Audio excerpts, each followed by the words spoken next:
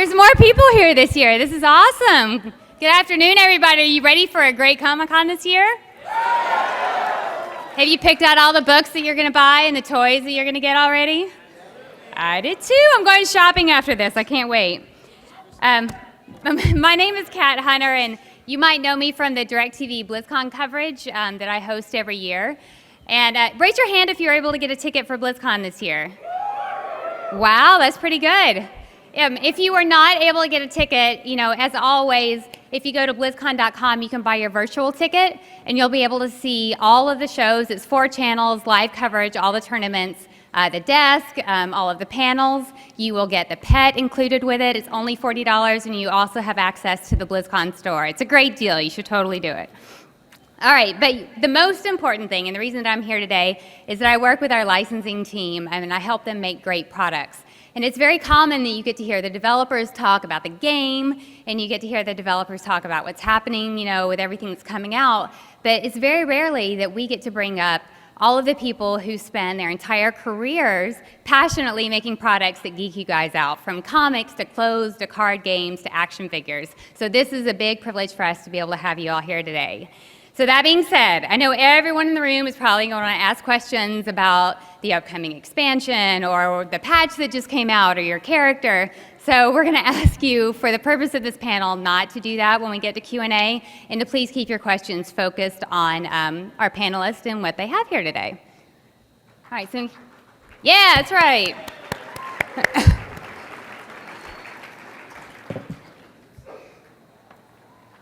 All right, so so I'm going to introduce our panelists. We have Chris Metzen, who is our Senior Vice President of Story and Franchise Development.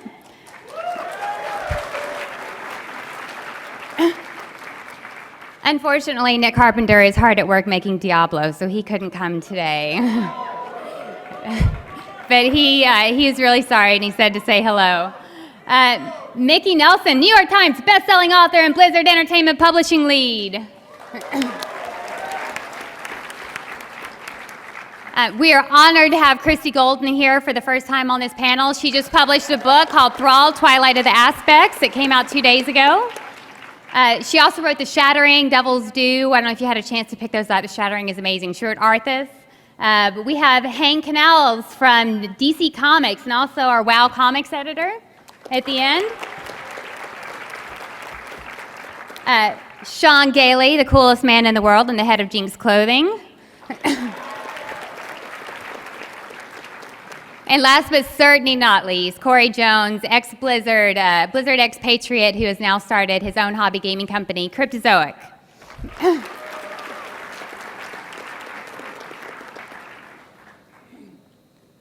All right, first up is Jinx.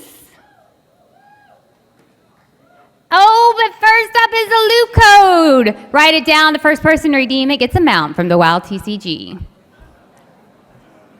Too bad your cell phones don't work here, huh?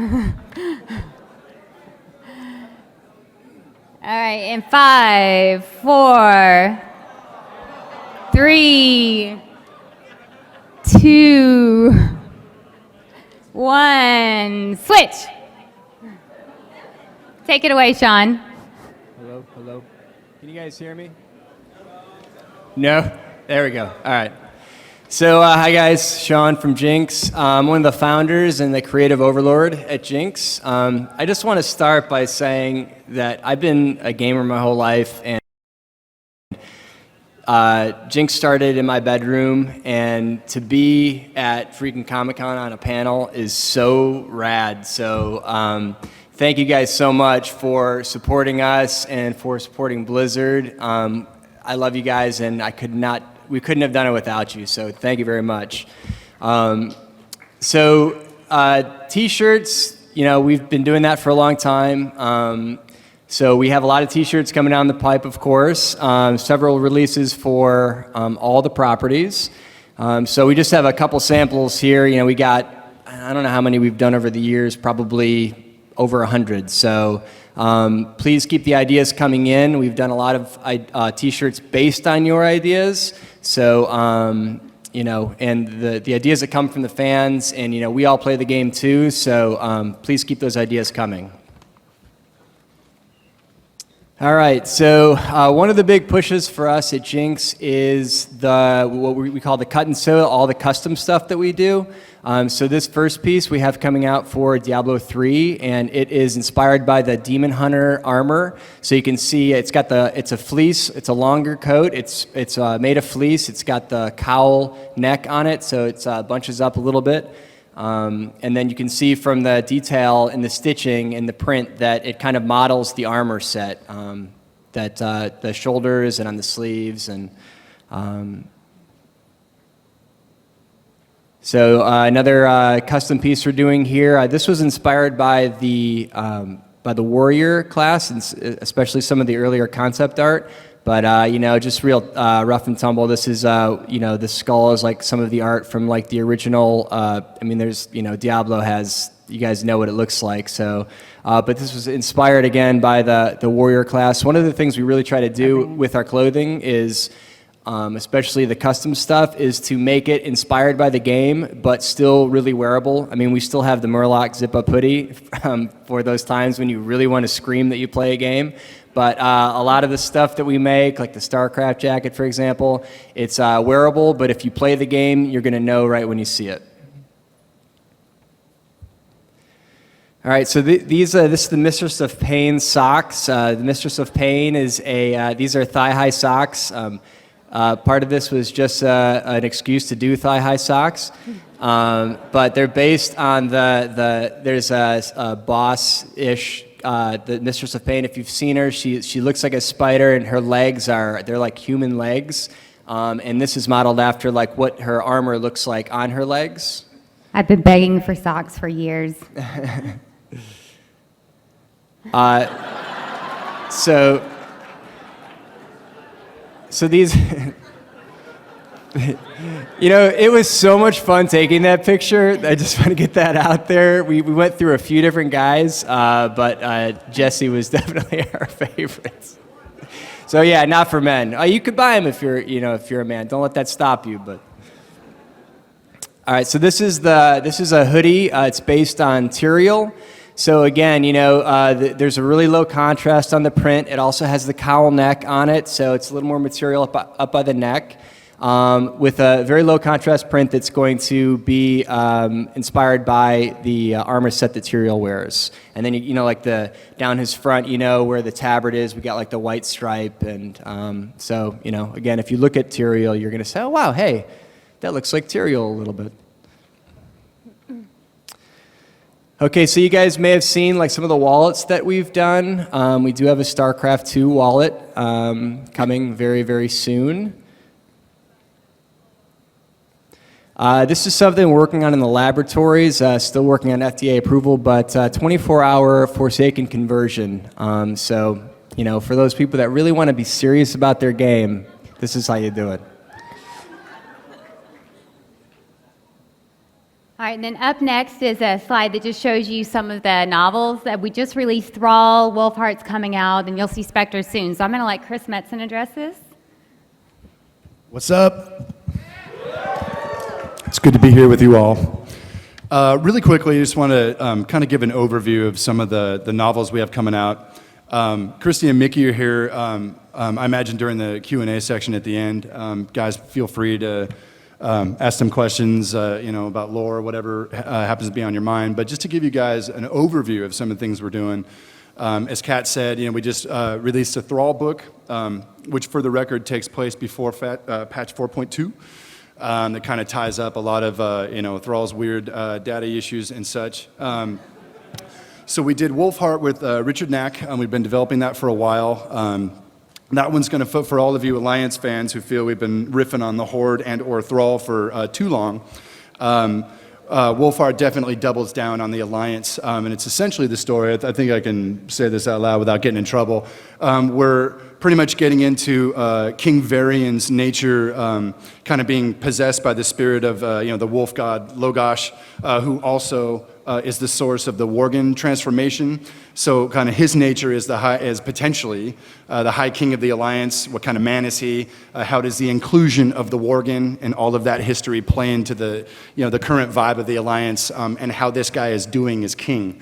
I can tell you we want to see Varian become a character that is highly beloved and just a big stud. So he's definitely got some adventures. The Spectres book, been a long time in the making. For those of you who remember, we were developing a console game many years ago called Ghost, featuring a character named Nova. So many years ago, we put out a book called Nova, which was essentially that character's origin, and at long last, the Spectres novel is essentially the novelization of what the game Ghost would have been. That game plot, Nova's, kind of champion level adventures. So Spectres really has a lot to do with that. And you'll notice Gabriel Tosh on the front, who was a character we jammed for StarCraft 2. So all of these characters have a pretty deep background with one another, and we're very excited about that book. A couple other things.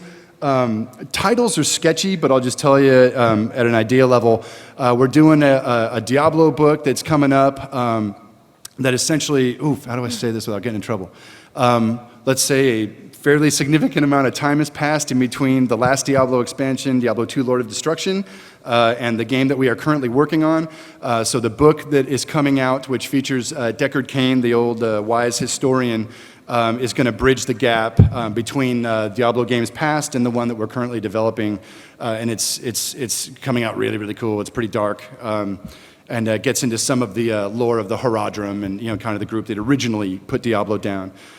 We are also working on, Christy, by the way, is working on a new Warcraft book. This will make Alliance in the room very happy. You get 2 Alliance books in a row, as it turns out. But the new book, we still don't have a title for it currently, but it's going to, how do I put this? Tensions, post-cataclysm tensions between the Alliance and Horde are ramping up again. So this book is going to focus on Jaina Proudmoore, a character we haven't really been able to do a whole lot with over the years. But she's definitely got some, let's just say, some life changes coming. And her story is going to literally kick ass and really begin to take the tension between the Alliance and the Horde up a few notches going forward. So to wrap all that up, those are essentially the novels we had planned that are cooking in the oven as we speak. So again, in the QA part, guys, feel free to fling questions at Christy, Mickey, and myself, and we will do our best to geek you up and answer them. You want to talk about Sourcebook at all? Oh, yeah. What was that? He asked where your sunglasses were. Those aren't sunglasses, son. They're just prescription with slight coloration. I can get them if you want, if it would make everyone more comfortable. Can you tell him about the other Diablo book that we're working on right now? Yes, ma'am. So another really cool project we're working on with a brother named Flint Dilly is a source book for the Diablo universe. It's been many years since we published a Diablo game. There's a lot of weird stuff floating out there on the internet, on wikis and things like that. So we wanted to take the opportunity to really create a product that is, it's essentially Deckard Cain's journals. I think we're tentatively calling it the Book of Cain, where over the course of his adventures and his archaeology and studying different manuscripts over the years, he's put together a compendium of everything that makes the Diablo universe, right? So highlighting heaven and hell, the people that live there, the realms of heaven and hell, the history of Sanctuary, the lands of Sanctuary, highlighting many of the classes that have been playable in the games up to this point, notable people in history, and pretty much trying to create a fairly tight compendium of all Diablo lore and one nice edition. So with any luck, that book will pop around whenever the game comes out. And will be a very useful tool in getting caught back up on, what's up with the Diablo universe. So that's something we're very, very excited about and working on rapidly and intensely right now. Cool. Well, not right now, but you know what I mean. Thank you, Chris. Next up is Cryptozoic. This is a company who publishes the WoW TCG. Corey Jones. Good afternoon. So some of the stuff that I'm going to talk about is what we're doing with the World of Warcraft trading card game, and then I have a couple other things to get into. One of the things that we hold most dear to what we do with the WoW TCG is the idea that we need to continually innovate and create something that lets it remain fresh and fun for our consumers. We're coming into 5.5, 6 years now, and we're on the 16th set of the TCG, which is a remarkable accomplishment. Most TCGs don't last that long. But for that to be something that is a benefit, we need to continue to innovate. So when Blizzard helped create Cryptozoic, that was one of the big things that came out of that was they wanted a partner that would do whatever it takes to make sure that product quality is there. So the next set coming up is Throne of the Tides, and Throne of the Tides is going to be very interesting because for the first time we've created sort of a third faction, not an official faction, but sort of a third faction that is monster specific. And so this first set's going to actually let you play heroes that are monsters. And so you're going to have the Naga, the Murlocs, and the Ogres. And the handholds that go along with playing these monster monster races are incredibly fun. They're very splashy effects. And the set will also have monster allies you can put in your deck. So the way that's I'm excited about that. So the way that's going to work is that you can play Alliance or Horde and throw monsters in, or you can be a monster hero, and if you're a monster hero, then you can only play monster allies, which is going to be a ton of fun. We're very excited about it. So the next thing, we've been lucky enough to be right next door to Blizzard and work very closely with them. And so for this next set coming up, the Aftermath block, we're going to actually include sort of one-to-one ties back into the lore and the story as it's happening. That was always been a challenge for the trading card game because the lead times are so long that to actually catch up to what's happening in the MMO is incredibly difficult. We finally, after 5 years now, been able to accomplish that. We did it with the last set. The World Breaker block actually included things that centered around Cataclysm. And as you can see from this last set, we actually had Deathwing as a master hero. So that was a pretty cool, splashy, exciting card we were able to include. That was awesome. And as we move forward, we're actually working with the lore team, with Chris, to make sure that characters and events that are going to be coming up in the MMO are reflected in the trading card game. So it becomes a very natural extension of your experience with the IP in terms of learning about that lore. And for me, that's what I feel is great about all of these licensed goods, is it allows you to have a much deeper connection to this property that you're very, very passionate about. And we want to make sure that we're one of the companies that advocate that experience as a big priority. So one of the core element for Cryptozoic is our motto, which is fans first. And nothing really speaks to our fans first ideal as much as all of the events that we put on. We spend millions of dollars a year putting on events all around the world. We attend all of the major shows, and we make sure that the very active and large community centered around the trading card game has this incredibly robust organized play program. Coming up for 2011, we actually have our World Championships. It's going to be in Amsterdam. We are a global property, just like the World of Warcraft MMO. We have offices in China. We have an office in Europe. We service an actual global community. One of the things we did recently was a World Cup, and we did it in Europe. And we had 26 different countries represented with three-man teams, which was a very successful event. Everyone had a great time. Coming up, though, shortly is the World of Warcraft World Championships. That's going to be in Amsterdam. And it has $250,000 as its cash prize pool, which is by far the biggest cash prize pool for any TCG out there. And people get very excited about that. It's very serious competition, and we're looking forward to seeing the turnout for that event. Some of the other things we try and do is we try and support the brick and mortar hobby industry. Without finding someone to play a physical trading card game with, you're really not playing a physical trading card game. So having those mom and pop hobby shops supported and doing great, having a place where you can go and meet up with your friends and play some World of Warcraft trading card game is incredibly important to us. So we're doing all kinds of programs. One of the ones coming up is the Goblins of Anarchy promotion. So we put out a series of 4 different sort of Riders of the Apocalypse style goblins, and the only way to get these cards is to actually go down to a local hobby store. They'll give it to you for free as a participation prize, and then we're actually going to run events where you can play with these cards in your deck. And they're not tournament legal typically because they're wildly overpowered, but it's going to be something you can play with at these tournaments, and they are incredibly fun. And so the different goblins are power, cunning, time, and money. Those are the sort of riders of the apocalypse for the goblins. So one of the other innovations that we're, World of Warcraft trading card game innovated the idea of a raid deck, which was this sort of one versus many idea where somebody would be the raid boss, and they would invite their friends over, and you could have this sort of very interesting single experience in your friends trying to build a series of decks that could beat you as the massive raid boss. And playing all those overpowered cards and trying to beat a group of people is incredibly enjoyable, and it's also incredibly enjoyable as the people playing against the raid boss to sort of team up and try and take your friend down. That we had an incredible response to that over the course of the WoW TCG's life. But as always, we try and think through how we could innovate, how we could come up with something a little different and offer, sort of another sort of unique play experience. What we're doing moving forward, we're going to do dungeon decks. So the idea of a dungeon deck is that it is a smaller experience than the raid, but it is an automated dungeon deck.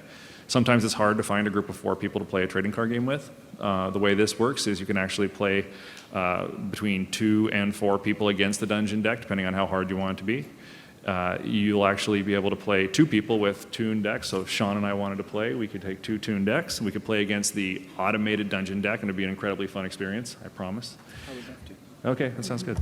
Or we could play 3 people, and it's tuned actually to use the class starter decks that we make. And with the class starter decks, one of the great features about this is there are rules inside of the dungeon deck to level your deck up.